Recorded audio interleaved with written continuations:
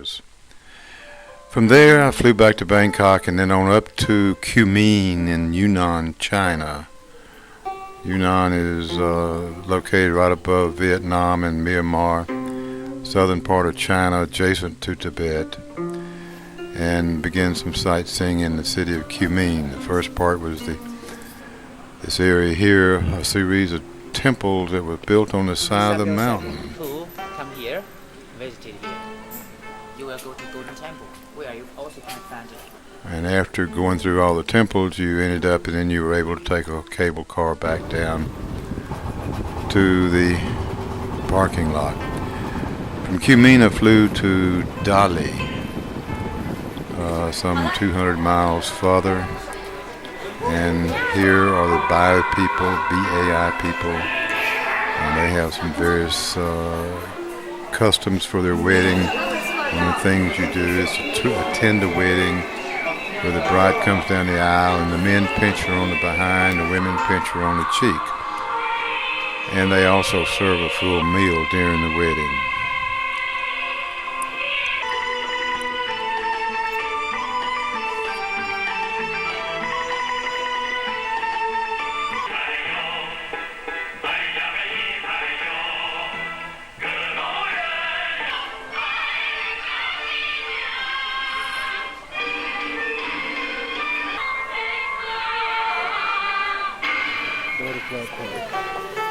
From the wedding, went to the butterfly gardens, beautiful landscaped area, and if you'll notice, it's just thousands of tourists in this particular part of China. Very few foreign or American tourists, mostly young Chinese. Very well maintained facility. Very unusual butterflies. These are dead leaf butterflies. Other gorgeous butterflies. From there went down to the Temple of the Three Pagodas. This is a large complex, actually beginning in about 600 AD, and even recently has had additional structures added to it. Here are some of the Chinese monks.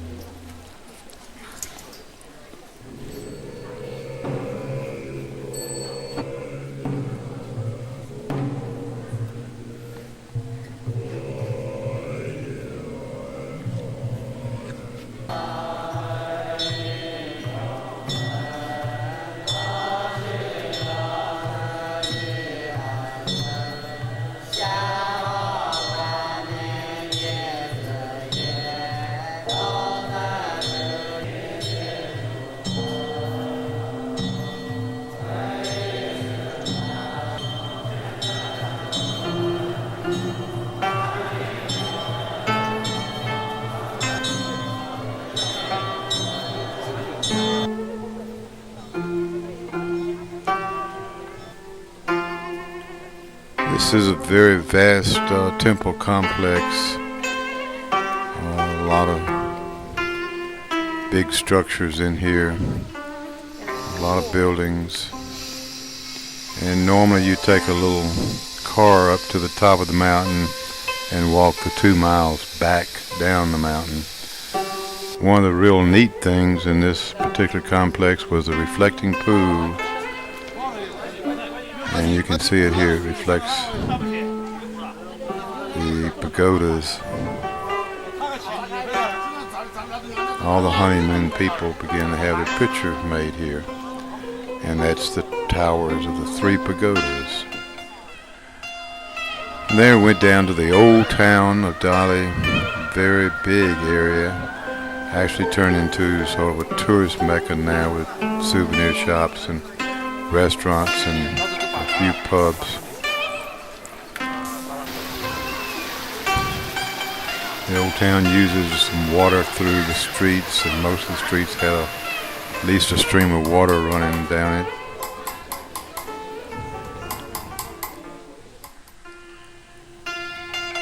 And from there, the driver and guide, we went on north to Lijiang, a historic city. It's on the World Heritage Sites now. a lot of old wooden structures and some beautiful gardens. This is the city park.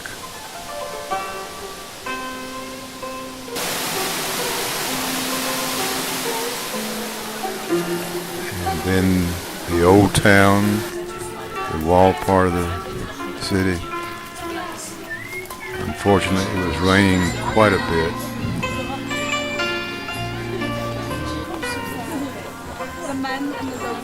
It's still a lovely place, though. This is the home of the Naxi people. The women own the property. The women do not get married. When they want to sleep with a man, they scratch the palm of the man's hand, and he spends the night with her. If there's any children from any of these unions, it becomes the woman and her brother's responsibility to raise them.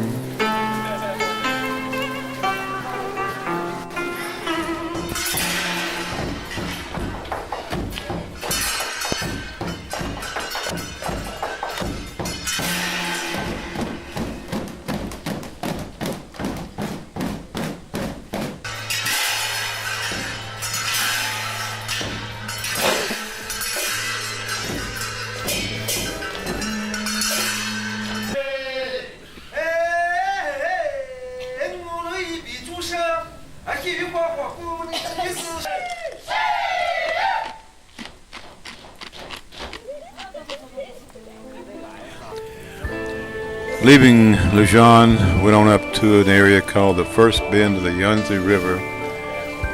The Chinese revere this area and they flock here to see the first bend of the Yangtze River.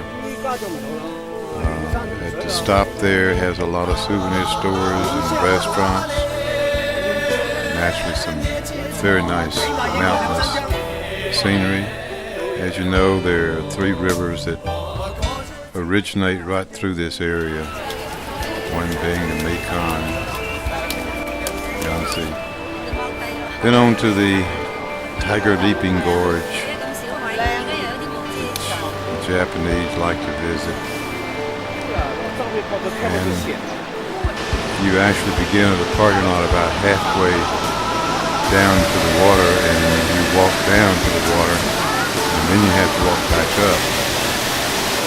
Well, I began to walk back up, and they had these guys with little carts there that would take you back up for $5. So I spent $5. Leaving there, you begin to go into areas that look more like Tibet.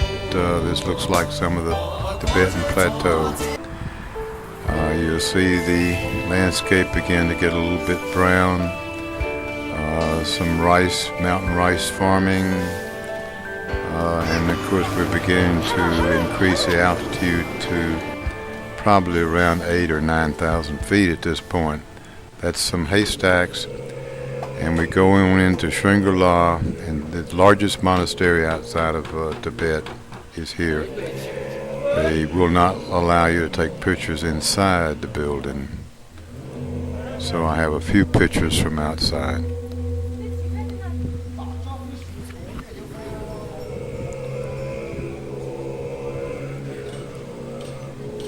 The architect is typical Tibetan.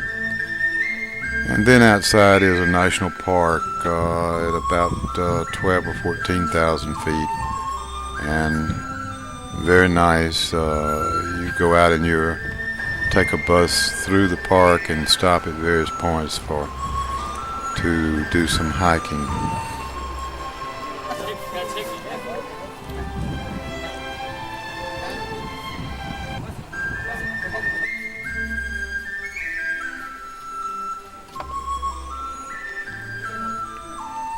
These are Tibetan symbols, courtins they're called. And nearby was a Tibetan village that most tourists stopped because they had a lot of art galleries and handicraft shops there, and a small monastery. Very similar to being in Tibet. People dressed Tibetan looking. Food is Tibetan. And notice the massive Tibetan structures here. In the old town, this was my guide and my driver. We were having lunch. A Tibetan person having lunch. Notice these women dressed just like the people in Tibet, even with modern machinery. But the architecture in this area is very, very good, very nice.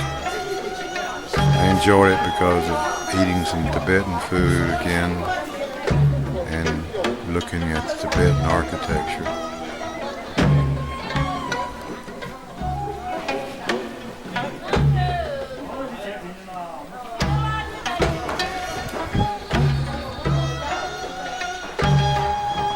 Then it was time to take a 737 back to Kunming, about an hour flight.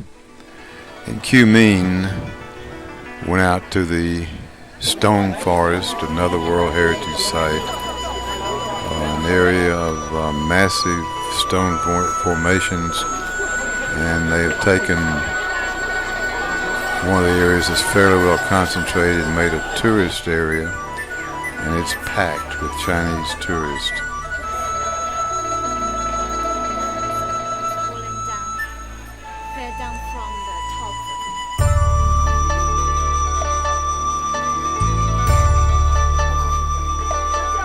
The Elephant Rock.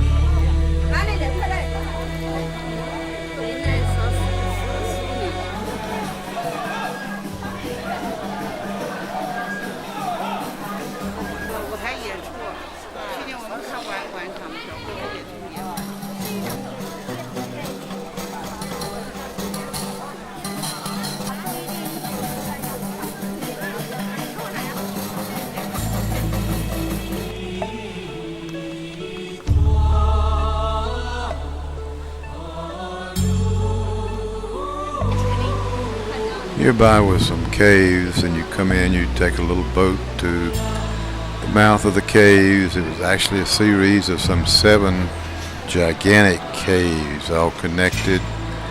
Very many tourists here, and it took a couple hours to walk through the caves and return back to the parking lot.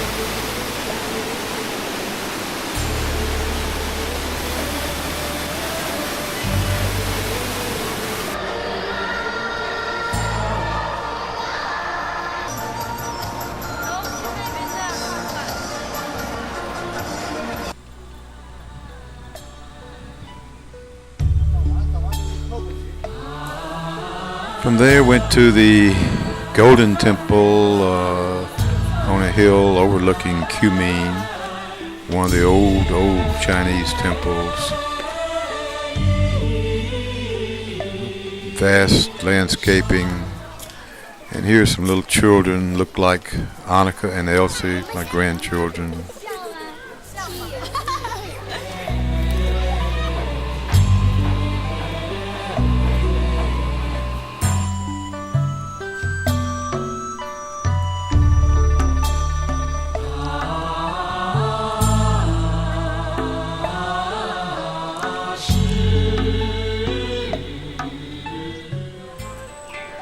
And then to the Kunming bird market. In this market you can see some of the things that the people buy to eat and other purposes.